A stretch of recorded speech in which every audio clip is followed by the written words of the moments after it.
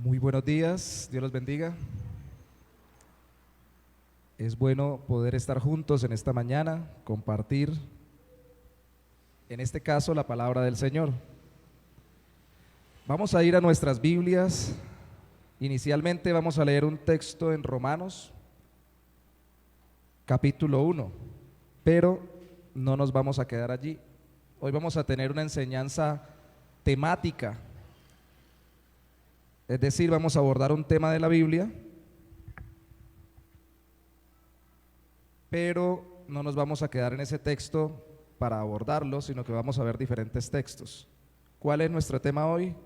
La resurrección de Cristo, según la doctrina apostólica o según lo enseñaron los apóstoles. Entonces, vamos a ir inicialmente a Romanos capítulo 1.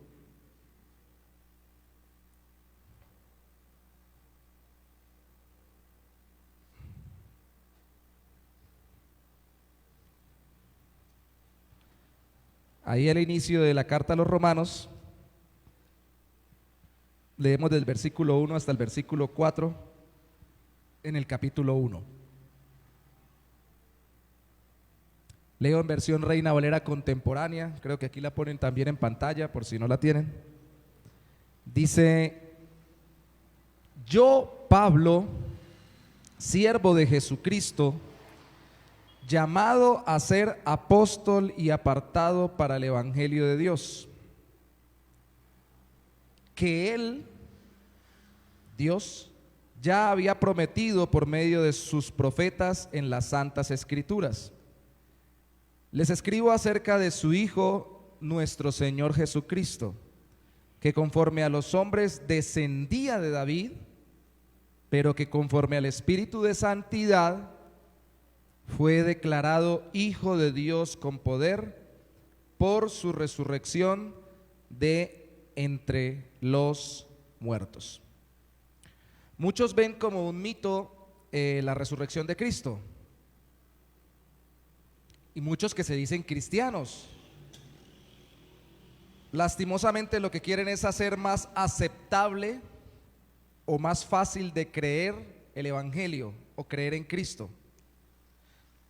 Muchos en la historia de la cristiandad han querido decir, como hoy no vemos ese tipo de milagros, ni vemos gente siendo resucitada, nos cuesta creer que eso pasó alguna vez. Entonces algunos piensan que eso es una alegoría o una simbología, y que realmente Cristo no murió y resucitó, sino que simboliza la nueva vida o la nueva forma de vivir que deberíamos tener, para que la gente que no tiene fe y que no ha tenido la obra del Espíritu de Dios en su corazón para creer en Cristo diga, bueno, yo acepto ese evangelio que me enseña a ser buena persona y no me va a hacer creer o me va a pedir que crea en cosas que yo no veo, porque no hemos visto a Cristo resucitado, ni usted ni yo. No lo han visto en muchas generaciones, aunque como lo veremos hoy, sí lo vieron los discípulos y muchos más en ese momento. Eso, entre comillas, con buena intención, ha traído mucho daño a las iglesias cristianas. Se ha empezado a pensar todo lo que suene a milagros, cosas sobrenaturales, cosas con intervenciones fuera de lo común en la Biblia. Tal vez eran historias que simbolizaban algo o que traían alguna enseñanza, pero realmente no sucedieron. Y se ha empezado a descuadernar la Biblia, a descuartizar la palabra de Dios, quitando cosas tan tremendas, milagrosas, obradas por Dios, como por ejemplo la misma creación con su poder, el diluvio con su poder y su juicio, la división de las lenguas en la Torre de Babel, cuestionando todo eso que parece muy milagroso. Eso no es de esta época solamente. En la época de Cristo, los que decían creer en Dios según el Antiguo Testamento estaban divididos en varias sectas o varios sectores. Unos eran los fariseos, que sí creían en la resurrección futura y creían que Dios podía resucitarlos, y creían que existía un mundo espiritual también, aparte del mundo físico que vemos. Pero también existían los saduceos, y los saduceos no creían que hubiera ni nada espiritual, ni que pudiera haber resurrección, y se decían a sí mismos parte del pueblo de Dios, parte del pueblo judío. Eran más humanistas, más políticos, de hecho eran los que gobernaban en el Sanedrín. Siempre ha habido tendencias de ese tipo a ser más digerible, más fácil de pensar o de entender y menos difícil de aceptar el Evangelio o la palabra de Dios. Hoy todavía se intenta. Yo sé, hermanos, que nosotros debemos hacer que el Evangelio sea entendible, no debemos de hacerlo enredado, pero no podemos negar las cosas que son fundamentales del Evangelio. Cristo resucitó. Cristo resucitó. Cristo resucitó. Porque creer lo contrario es ir al contrario de la Biblia y al contrario del Evangelio. Hoy lo que queremos contemplar es que la resurrección de Cristo fue priorizada por los apóstoles en su predicación y en su enseñanza, porque es fundamental para creer en Cristo y tener una verdadera fe en Cristo. No, voy a decirlo varias veces tal vez hoy, no podemos creer que creemos en Cristo o pensar que confiamos en Cristo si no creemos que Cristo resucitó. De hecho, a la mayoría de gente le queda fácil pensar que Cristo murió. Y ni siquiera, aunque dicen murió por mis pecados, piensan que realmente pagó por mis pecados, sino que solo fue un buen ejemplo de lo que es entregarse por otros. Pero a muy pocos, o no a todos, les es fácil o realmente posible creer Cristo resucitó. ¿Realmente se levantó de entre los muertos? ¿Cómo presentaron los apóstoles la resurrección de Cristo? La presentaron, solo veremos 2 puntos con varios textos: predicando y enseñando. Predicando a los que no creían y enseñando a los creyentes. Predicando lo veremos desde Hechos de los Apóstoles, enseñando desde las cartas en el Nuevo Testamento. Se predicó la resurrección en Hechos como la respuesta divina, lógica a la muerte de Cristo. Dios responde de forma lógica con la resurrección de Cristo frente al hecho de que Cristo muere. Y se enseñan las cartas como la aceptación divina o la aceptación de Dios oficial de la vida y obra de Cristo.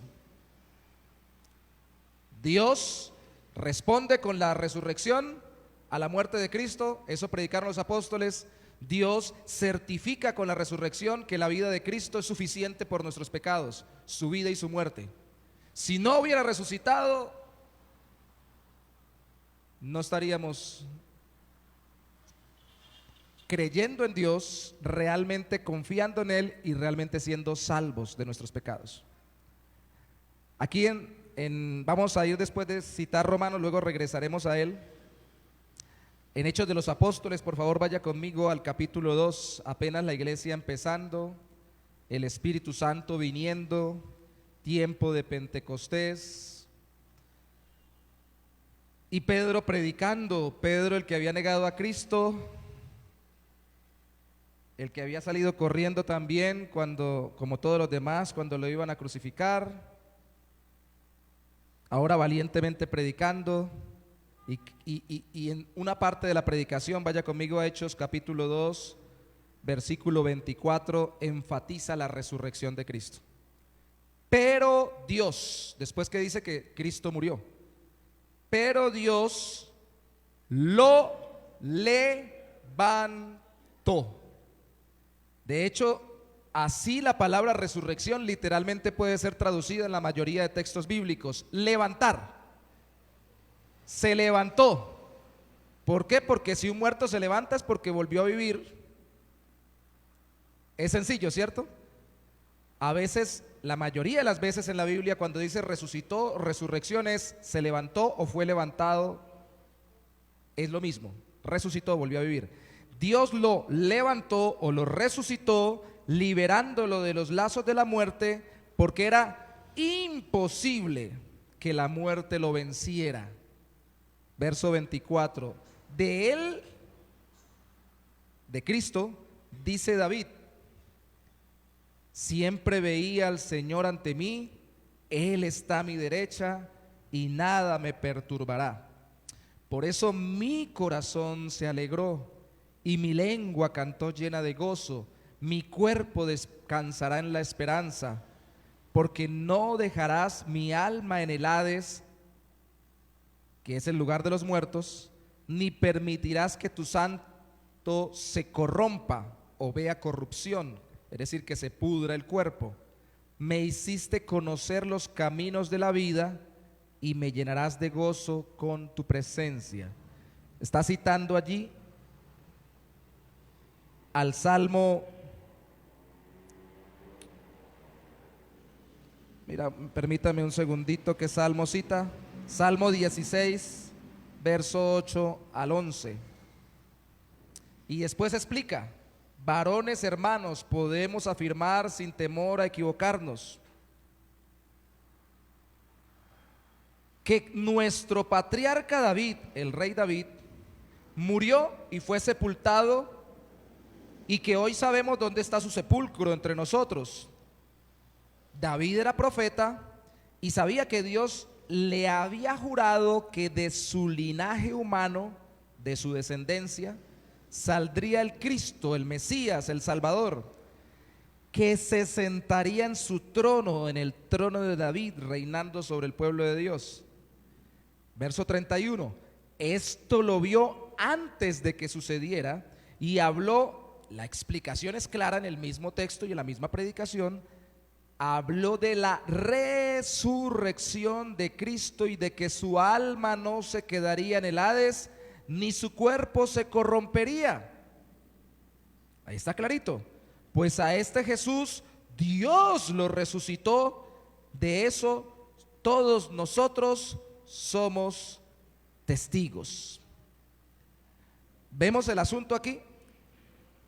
La respuesta lógica de Dios frente al hecho de que Cristo muriera pagando por nuestros pecados es resucitarlo, porque ya lo había prometido. Responde Dios cumpliendo lo que prometió, en este caso a través del siervo suyo David. En ese salmo prometió que su siervo no quedaría en la tumba, no vería corrupción, sino que sería levantado, en este caso apuntando más allá de David, al descendiente de David en la humanidad, a Jesús nuestro Salvador, que no quedaría allí. Esto lo predicaron al inicio de la iglesia, para que la gente se convirtiera a Cristo. No solo decían Cristo murió, también Cristo resucitó.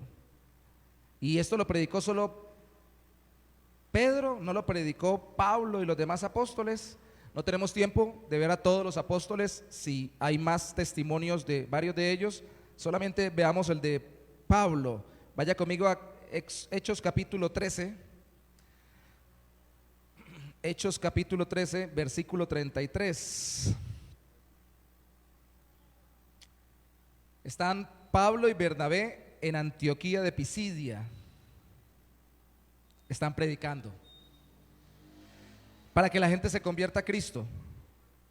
Y en el verso 33, vamos desde el 32. Hechos 13:32 dice: nosotros también les anunciamos a ustedes las buenas noticias de la promesa que Dios hizo a nuestros padres. Dios ha cumplido en sus hijos, es decir, en sus descendientes, en su pueblo, pues, es decir, en nosotros, esa promesa al resucitar a Jesús. Verso 33, así está escrito en el Salmo segundo, que dice: tú eres mi hijo amado, hoy te he engendrado. Otro salmo más del Antiguo Testamento que es citado. En cuanto a levantarlo, dice el verso 34, de entre los muertos, y perdónenme porque estoy bien disfónico. En cuanto a levantarlo de entre los muertos, para que su cuerpo no llegara a corromperse, se dijo así: yo les cumpliré fielmente a ustedes las santas promesas que le hice a David. Y también se dice, esas las santas promesas que le hice a David, está citando Isaías 55:3. Y también se dice en otro salmo: no permitirás que el cuerpo de tu escogido se corrompa. Ya lo habíamos visto en el Salmo 16. Verso 36. Es un hecho que por la voluntad de Dios, David, el rey David, sirvió a su generación, y cuando murió se fue a reunir con sus padres, pero su cuerpo se corrompió. Sin embargo, el cuerpo de Jesús no se corrompió, porque Dios lo resucitó. Vemos la importancia de la resurrección en la predicación, ¿cierto?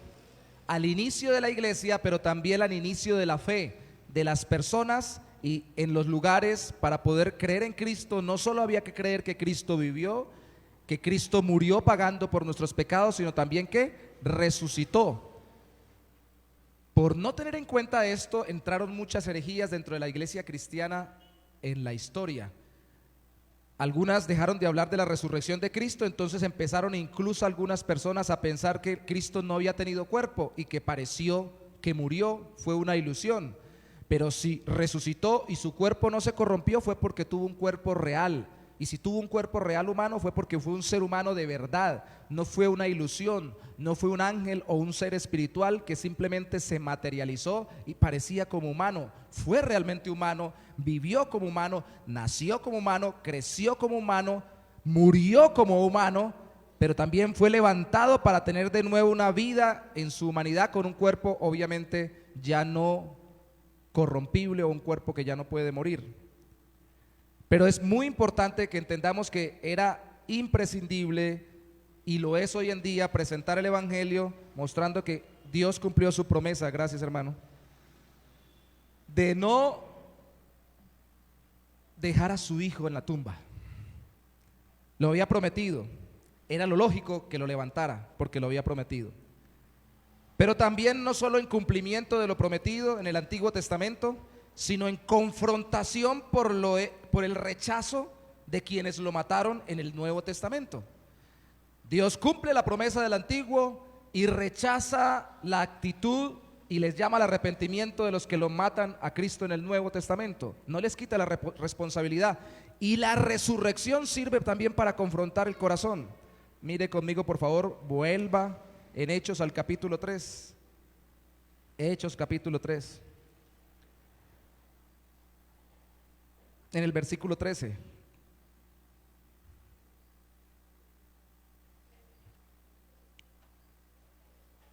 Ahí está de nuevo Pedro hablando, Hechos 3:13. Pedro hablando, otro discurso donde se convierten muchos, los confronta, y cuando habla de la resurrección, los confronta fuertemente porque mataron a Jesús. Dice el verso 13 de Hechos 3. El Dios de Abraham, de Isaac y de Jacob, que es el Dios de nuestros antepasados, de los judíos, ha glorificado a su Hijo Jesús, a quien ustedes entregaron y negaron delante de Pilato cuando éste ya había resuelto ponerlo en libertad. Pero ustedes negaron al Santo y pidieron que se les entregara un homicida, a Barrabás, ¿recuerdan? Fue así como mataron al autor de la vida, a quien Dios resucitó de los muertos. De eso nosotros somos testigos. Bueno, y después dice que por la fe en Jesús es que sanaron a un hombre, confiando en que Cristo vivió, murió y resucitó. Oraron por él y él se sanó. Pero fíjense que dice, Cristo resucitó, pero ustedes lo mataron. Al que ustedes mataron, Dios lo resucitó. Ese es el asunto. La resurrección confronta la actitud del ser humano frente al Salvador. Vaya conmigo al capítulo 4, versículo 10 y 11. Sepan todos ustedes, verso 10, y todo el pueblo de Israel, capítulo 4, versículo 10 de Hechos de los Apóstoles, sepan todos ustedes y todo el pueblo de Israel que este hombre, el que habían sanado, Pedro y Juan, o al que por el que habían orado y Dios había sanado, está sano en presencia de ustedes gracias al nombre de Jesucristo de Nazaret, a quienes ustedes crucificaron y a quien Dios resucitó de los muertos. Lo mismo, tan pronto dice lo mataron, Dios lo resucitó. La respuesta lógica era la resurrección, porque la respuesta lógica a la resurrección es que Dios cumpliera su promesa de levantar a aquel que no vería corrupción, porque Dios no lo dejaría allí, lo había prometido. Pero también es la respuesta lógica de Dios, porque si lo matan, yo lo resucito. Yo lo envío y ustedes lo matan, yo lo resucito para que pueda su sacrificio servirles de perdón. Dios no es como nosotros, que es vencido por cualquiera, en cualquier área que tenga más conocimiento, más entendimiento o más poder. Envío a mi hijo, lo matan, yo lo resucito para que los pueda perdonar. Envío a mi hijo, y recuerden también que Satanás, en su intención malévola, levanta a todos para que le hagan daño, y Satanás, en su mala intención, termina siendo instrumento de la voluntad de Dios para que su hijo muera por nosotros, porque no queda su hijo sepultado, Dios lo resucita. Envío a mi hijo, lo matan, yo lo resucito y ahora puede darle salvación. Dios no es vencido. Yo sé que alguna vez, y perdonen para quienes todavía recuerden esa época o estén todavía en ese momento, alguna vez salió por ahí el papa anterior, como que fue diciendo, el papa católico, diciendo que, y yo entiendo que lo dijo de forma simbólica, más o menos dijo que era el gran fracaso de Dios, la muerte de Cristo. Pero realmente eso es lo que piensa el mundo, y eso es lo que pensaba el diablo. Lo matamos, ya no hay más Salvador. Pero Dios dice, no, ustedes lo matan, yo lo resucito. Porque nadie puede vencer a Dios en su voluntad de dar salvación a los pecadores. ¿Sí se entiende, cierto? Era lógico para confrontar al pecador. Una vez más, para reiterar el asunto, capítulo 5 de Hechos de los Apóstoles, verso 30. Hechos 5:30 dice: el Dios de nuestros antepasados resucitó a Jesús, el mismo al que ustedes mataron y colgaron de un madero. Una vez más, Dios lo resucitó, ustedes lo habían matado. ¿Se dan cuenta la seguidilla allí, la línea? Y dice en el verso 31: pero Dios por su poder lo ha exaltado y sentado a su derecha como príncipe y salvador, dando a Israel la oportunidad de arrepentirse y de que sean perdonados sus pecados. De esto somos testigos nosotros y también el Espíritu Santo que ha dado a quienes le obedecen. Es por ello, redondeando este primer punto, sencillo, hoy nuestra reflexión es corta, que la realidad de la resurrección de Cristo debe ser acentuada al presentar el Evangelio al pecador. ¿Por qué?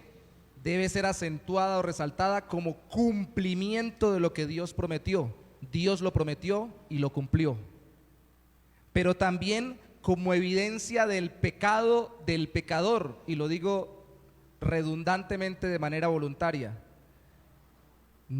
Todo mundo dice yo soy pecador. Todo el mundo dice sí, yo tengo pecados. Pero nadie dice si yo hubiera estado en la época de Cristo yo también lo hubiera matado. Digo, no, yo no. Yo soy pecador, pero llegar a matar a Cristo, llegar a ser de los que lo mataran, tal vez usted no lo hubiera matado, pero lo hubiera vendido, como Judas, o lo hubiera negado, como Pedro. Realmente nosotros no llegamos a entender, y especialmente empezando a caminar con Cristo, cuando se nos predica el Evangelio debemos reconocerlo, que nosotros damos la medida y la talla de aquellos que mataron al Salvador.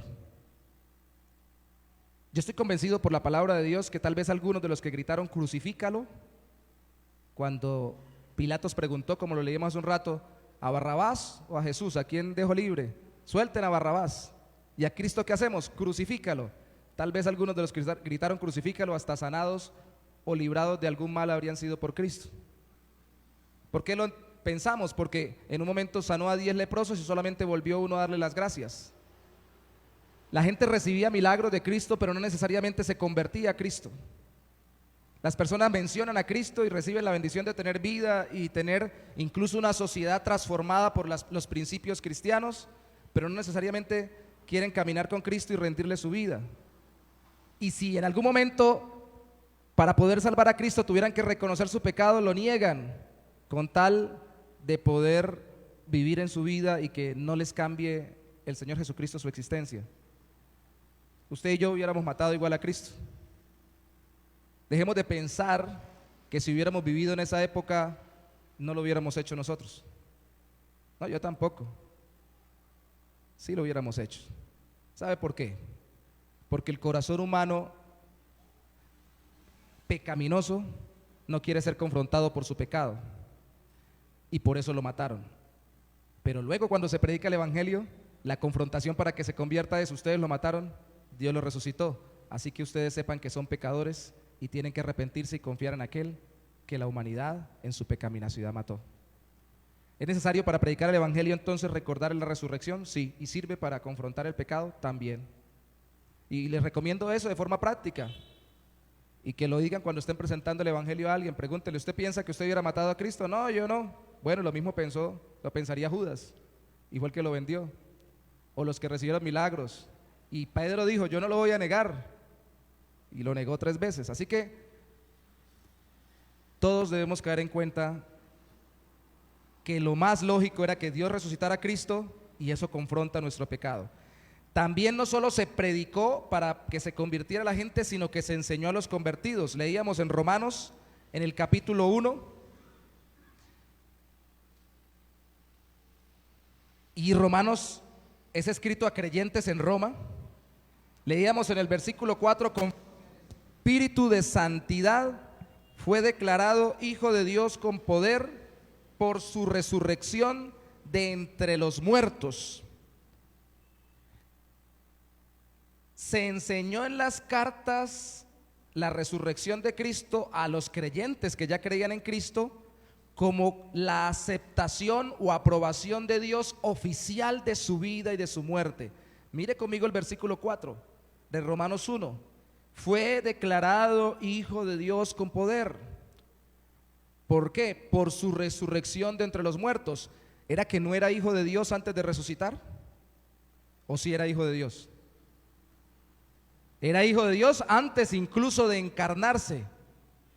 Por la palabra de Dios y textos como en esta misma carta, Romanos capítulo 9, versículo 5, creemos que Jesucristo es Dios junto con el Padre y con el Espíritu Santo desde la eternidad, y que desde la eternidad se dispuso el Padre enviarlo, y vino en un momento en el tiempo, se encarnó y no dejó de ser hijo de Dios con el hecho de hacerse hombre. Cuidado con las doctrinas falsas que enseñan que no era Dios porque era hombre, o que si era Dios, ya lo dije hace un rato, parecía hombre pero no era hombre, era totalmente Dios y totalmente hombre. Siempre fue Dios, se hizo hombre y se levantó como hijo de Dios. Recuerden el bautismo.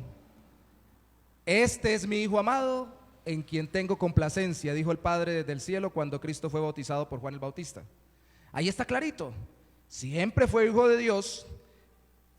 Siendo niño, el gran misterio, como un ser humano se levantó, conoció, aprendió, siendo el Dios eterno, y al mismo tiempo, cuando ya tuvo la suficiente capacidad humana, 30 años alrededor, el Padre dice en su bautismo, este es mi Hijo, a él oigan, a él acepten. Lo dijo en un sermón en un momento en la montaña, en la transfiguración, y en el bautismo dijo que él era su Hijo para que todo el mundo creyera en él.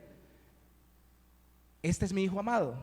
Entonces, ¿por qué dice aquí Pablo en Romanos capítulo 1, versículo 4, que fue declarado Hijo de Dios cuando resucitó, o por la resurrección? Porque con esto demostró Dios que era su Hijo, como había prometido en el Salmo que ya leímos. Fue la proclamación oficial de que lo que Cristo hizo con su vida y obra fue recibido totalmente por el Padre. ¿Recuerdan lo que Cristo dijo? Que mucha gente lo recordaba en esta semana con las películas de Semana Santa y demás. Cuando estaba en la cruz dijo, consumado es. Eso significa, ya no hay nada más que hacer. Ya hice lo que tenía que hacer.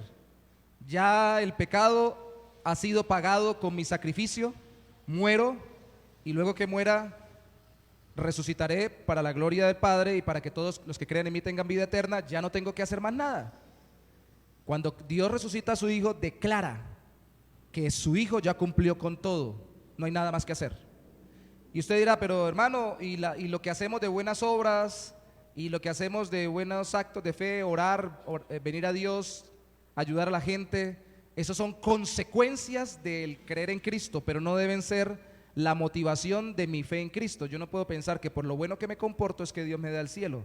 Yo tengo que pensar que por lo bueno que Cristo fue es que Dios me dio la entrada al cielo, no por mí. Porque si es por mí, eso no es el evangelio, porque mi persona tiene pecados y nunca pude pagar por sus propios pecados como Cristo pagó por mis pecados. ¿Sí me explico? Solo por el pago de Él. Si no hubiera resucitado, no habría sido declarado que todo ya fue recibido, que como Cristo dijo, ya todo está pagado. Eso era un certificado contable, como cuando le ponen cancelado. Él dijo, ya está cancelado, ya está pagado. Entonces el Padre dijo, listo, ya está cancelado, lo resucitó. Listo el pago, no hay más nada que dar por el perdón y la vida eterna de los demás. Se enseñó y se sigue enseñando en las iglesias, debería seguirse enseñando, porque la vida resucitada de Cristo fue constituida como la base de la justificación y de la regeneración. Términos medio enredados, ¿no? Mire el capítulo 4 conmigo. ¿Qué es la justificación? Alguien dice, eso es como cuando alguien se justifica que hizo algo malo y da excusas. No, ese no es justificación. Justificación en la Biblia es ser declarado justo sin serlo. Ser declarado justo por la justicia de otro, por la imputación de otro. Se le imputa o se le cuenta a la cuenta del que no es justo la justicia del otro.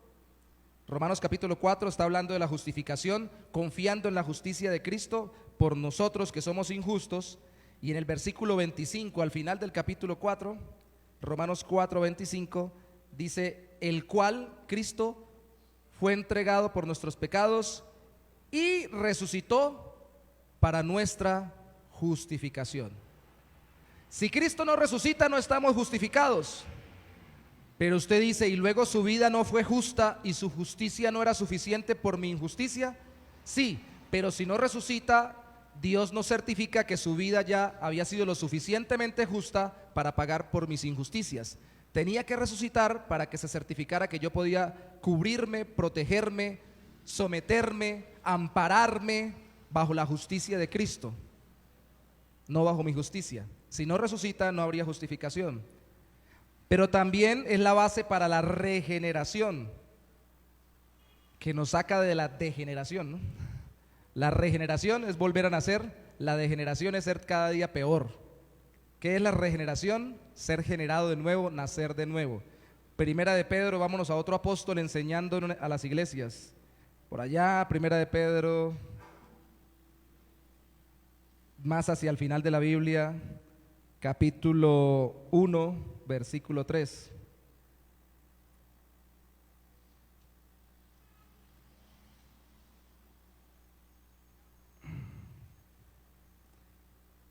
Primera de Pedro, capítulo 1. Después del saludo de Pedro, que es muy hermoso, no lo vamos a leer, dice en el versículo 3, Primera de Pedro 1:3, bendito sea el Dios y Padre de nuestro Señor Jesucristo, que por su gran misericordia y mediante la resurrección de Jesucristo nos ha hecho nacer de nuevo a una esperanza viva. ¡Ah, caramba! Yo sé que Brian estuvo predicando el versículo 1 y 2 de esta carta, si no estoy mal. ¿Sí fue? Sí, hace 2 semanas. Vamos acá al versículo 3 solo para puntualizar el hecho de que mediante la resurrección de Cristo se nos hace nacer de nuevo.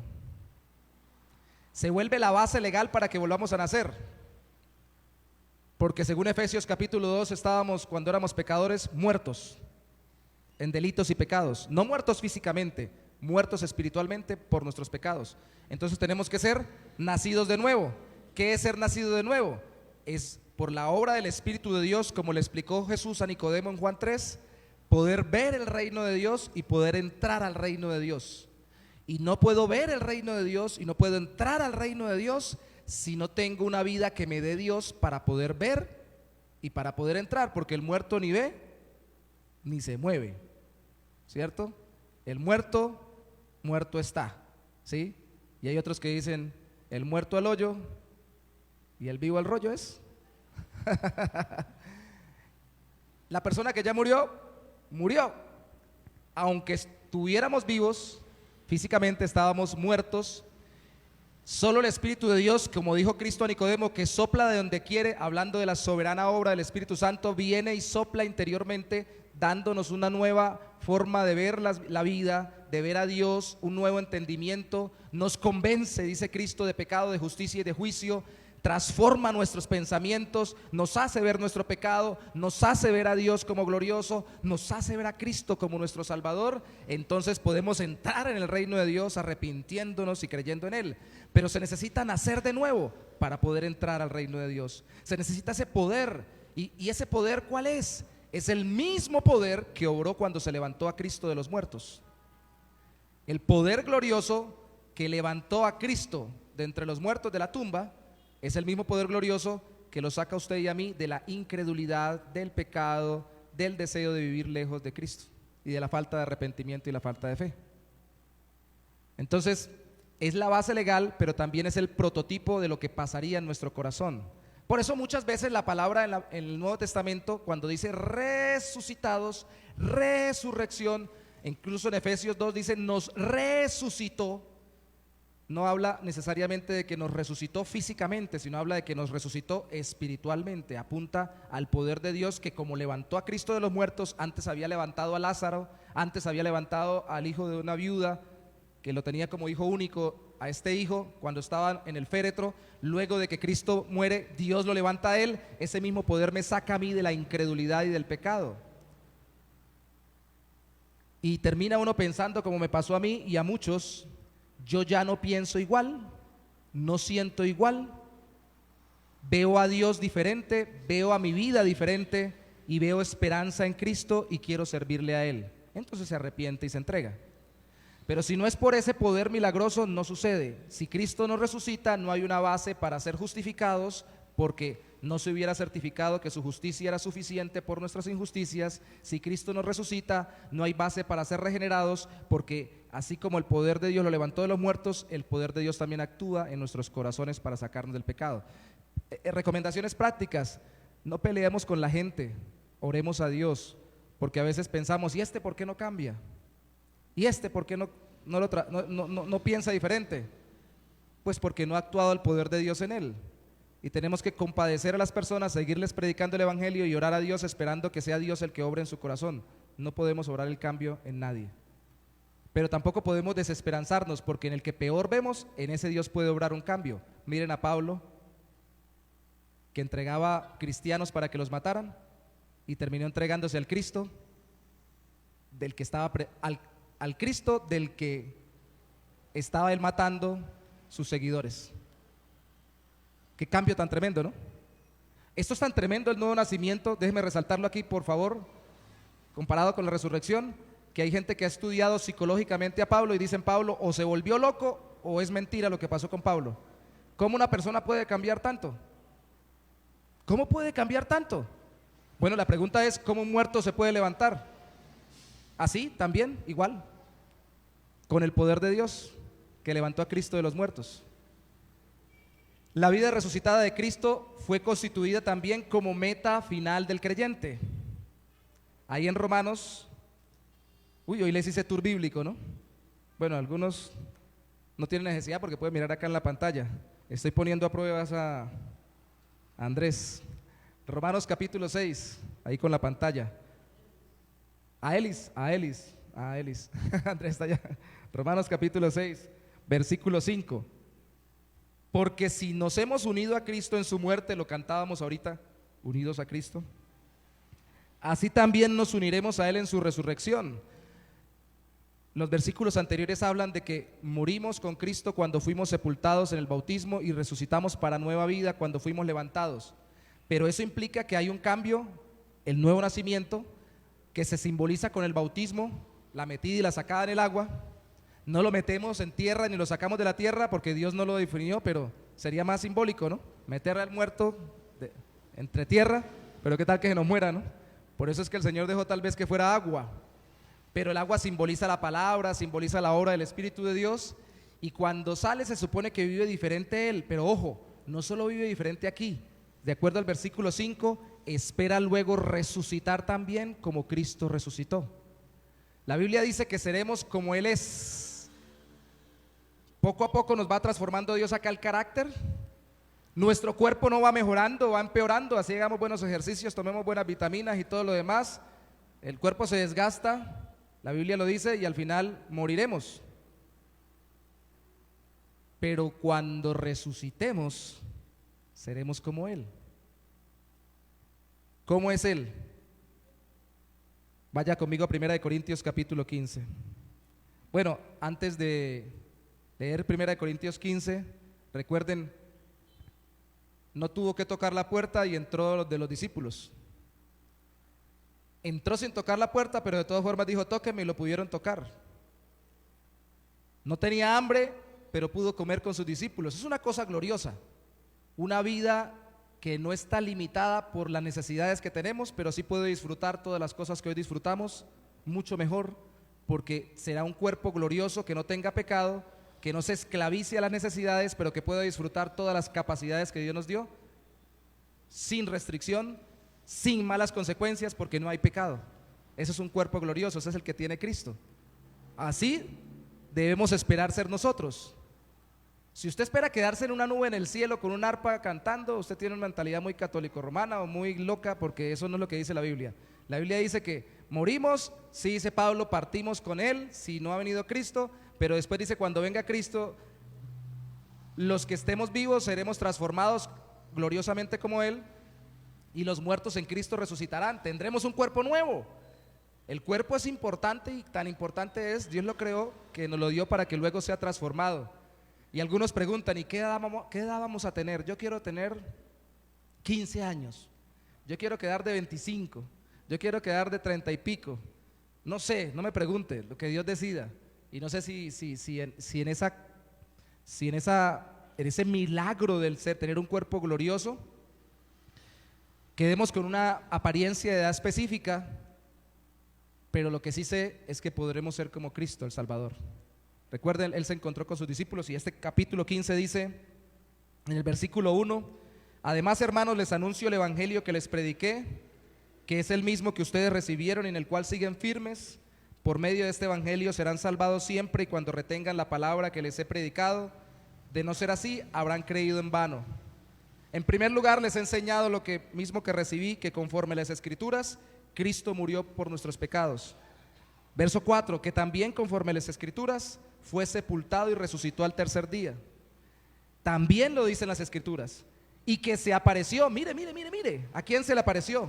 A Cefas, Pedro, Simón. Cefas es en el arameo, lo mismo que Pedro, piedra. Y luego a los 12, es decir, a todos los discípulos. Después se apareció a más de 500 hermanos a la vez. Una aparición pública de Cristo, de los cuales, mire lo que se atreve a decir Pablo, mientras escribo esta carta dice, de los cuales muchos aún viven y otros ya han muerto. O sea, si ustedes quieren saber si lo que estoy diciendo es verdad, busquen a los que quedaron ese día, de los 500 que estuvieron ese día, y ellos les van a decir si yo estoy mintiendo. Pablo no lo vio resucitado, Pablo se informó sobre ello, porque recuerden que Pablo no era de sus discípulos, pero está diciendo, hay gente, y si Pablo dice, hay gente que lo vio resucitado, yo creo que es porque Pablo había hablado también con ellos, no solamente con los apóstoles, sino también con los que lo vieron resucitado. Recuerden que a Pablo se le aparece también Cristo resucitado, pero dice que otros lo vieron. Luego se apareció, verso 7, a Jacobo, que es el hermano del Señor Jesús, según se cree el autor de la carta de Santiago. Después a todos los apóstoles y por último se me apareció a mí, que soy como un niño nacido fuera de tiempo. La versión Reina Valera del 60 creo que traduce como un abortivo. Se me apareció a mí, al final, a mí que soy el más pequeño de los apóstoles, dice él. Se apareció, fue real. Fue real. ¿Ustedes imaginan ese susto? Pero al mismo tiempo ese gozo al ver al Señor. Dicen dos cosas que levantaron, le decía al principio en Hechos 2, a gente tan miedosa como Pedro, para predicar valientemente. La primera, el Espíritu Santo vino a darles fuerza, a darles valor, a darles valentía y seguridad en su fe. Pero la segunda y más importante que sucede antes, ven a Cristo resucitado. Si al que mataron, a mi Señor, que dijo todo lo que dijo y nos enseñó todo lo que nos enseñó y que pagó por mis pecados, lo veo resucitado, ¿yo quién soy para decir no puedo predicar su evangelio? Es más, piénselo bien, tal vez por eso eran tan valientes. Si nos matan, ¿qué cuentos? Cristo resucitó, nos va a resucitar al final. Estaba cerquita la resurrección, hace poco lo habían visto a él muerto y luego resucitado. Si nos van a matar, que nos maten.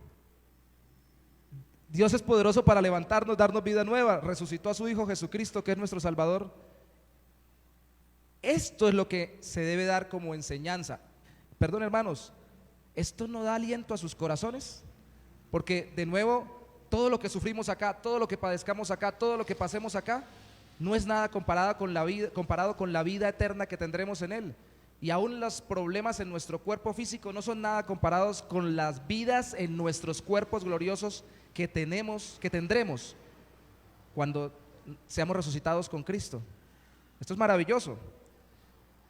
En ese capítulo 15, salte conmigo al verso 21, dice: porque así, 15:21, así como la muerte vino por medio de un solo hombre, Adán, vino también por medio de un solo hombre la resurrección de los muertos. Uno solo resucitó para que quien cree en Él pueda resucitar. Cristo. Verso 22, pues así como en Adán todos mueren, todos los que descendemos de Adán morimos. También en Cristo todos serán vivificados. Todos los que creemos en Cristo seremos vivificados en nuestros cuerpos, tendremos resurrección. Pero cada uno en su debido orden. Este es el problema. La gente se afana, uno se afana. Todo en orden. ¿Qué dice allí? En primer lugar, Cristo, y después, cuando Cristo venga, los que son de Él. ¿Y Cristo ya vino? No. Algunos plantean que Cristo, y es respetable su postura, cada vez la comprendo mejor, vino en juicio sobre el pueblo de Israel que lo rechazó en el año 70, pero no ha venido a reinar eternamente, no ha regresado por segunda vez a establecer su reino eterno, no ha vuelto. Así que todos los que han muerto confiando en Él, cuando Él regrese, recibirán su cuerpo glorioso y estarán para siempre con Él, o estaremos para siempre con Él. ¿Todavía no ha venido? Todavía no tenemos cuerpo glorioso, pero vendrá. De nuevo, en el Antiguo Testamento no se entendía el estado intermedio. En el Nuevo, la mayoría de iglesias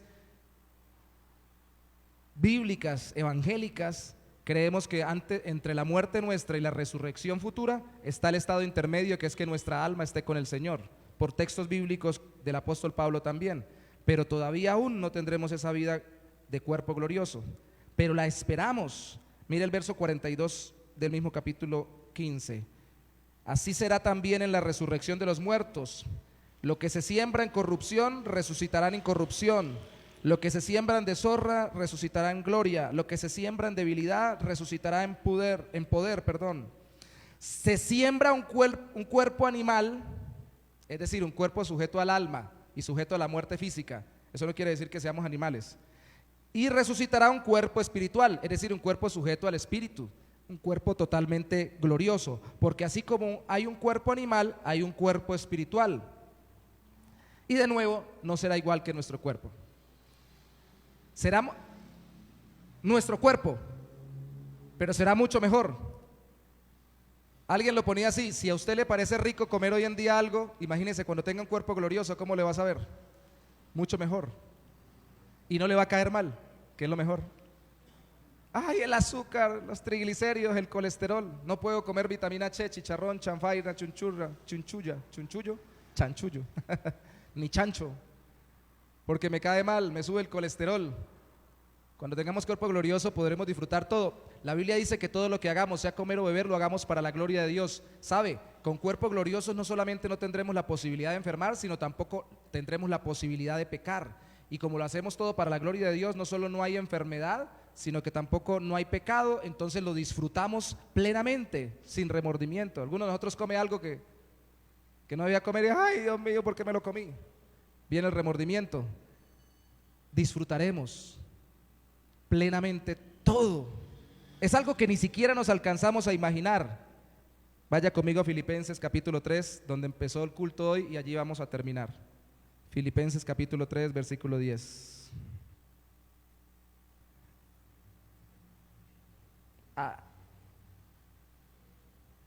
Dice el apóstol Pablo: a fin de conocer a Cristo y el poder de su resurrección. Nuestro tema hoy: el poder de la resurrección de Cristo en mí, y de participar de sus padecimientos. También lo veíamos en la clase hoy: sufrir con Cristo y para Cristo, para llegar a ser semejante a Él en su muerte, muriendo haciendo su voluntad, si es que de alguna manera llego a la resurrección de entre los muertos.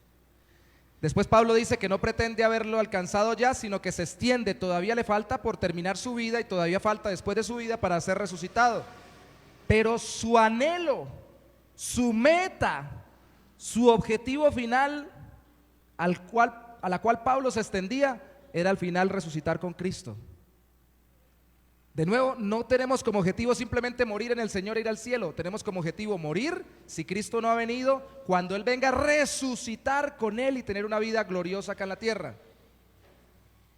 Después hablaremos sobre cómo será esa vida, pero la Biblia pinta, por ejemplo, que esa vida no es que uno vaya no a estar haciendo nada, no será una vida de vagancia y de pereza, ¿no? Va a haber trabajo, pero usted va a trabajar, de acuerdo dice Apocalipsis y otros textos proféticos del Antiguo Testamento, y va a poder disfrutar de lo que trabaja, no esclavizarse y poder al mismo tiempo administrar y ser de bendición para su vida. Vamos a poder vivir lo que vivimos ahora de forma gloriosa, sin pecado y sin sufrimiento. Ese es nuestro objetivo, la resurrección. Es por ello que la realidad de la resurrección de Cristo debe ser enseñada a los creyentes en cada iglesia para consolidar su confianza en la obra de Cristo y en su transformación interna y alentar su perseverancia. Es decir, si Cristo resucitó, debo estar seguro de que ya pagó por mis pecados, debo estar convencido de que me transformó y que me sigue transformando ahora en un proceso de santificación, y debo tener como meta terminar la vida en Él y hacerme perseverar, porque al final estaré con Él disfrutando por la eternidad. Por eso se sigue enseñando en las iglesias. Es indispensable creer que Cristo resucitó para confiar realmente en Él y que haya una verdadera conversión al que se le predica el Evangelio y una verdadera santificación del creyente. Hermanos, dejemos de santificarnos solo por temor, y a veces no es un temor reverente, sino un temor nocivo. Debemos santificarnos o guardarnos para el Señor por amor, por gratitud y por esperanza. Porque si nos ha reservado la eternidad con Él en un cuerpo resucitado, entonces queremos serle cada día más obedientes a Él. Por su bien eterno, no preste atención a las voces incrédulas de hoy que le dicen Cristo no resucitó, pareció que resucitó, la resurrección no existe, quién sabe eso qué simbolismo tiene. El día que yo prediquemos en esta iglesia que Cristo no resucitó, o en cualquier iglesia, o que yo lo diga personalmente, deseche a ese predicador, desécheme a mí o al nombre que sea, así diga que es cristiano y de buen testimonio, porque no está enseñando el Evangelio y lo está haciendo desconfiar de su Salvador, le está desalentando en la seguridad de lo que hizo en su corazón y le está desestimulando a esperar la resurrección eterna. No confíen en aquel que distorsiona la resurrección de Cristo. Cristo resucitó.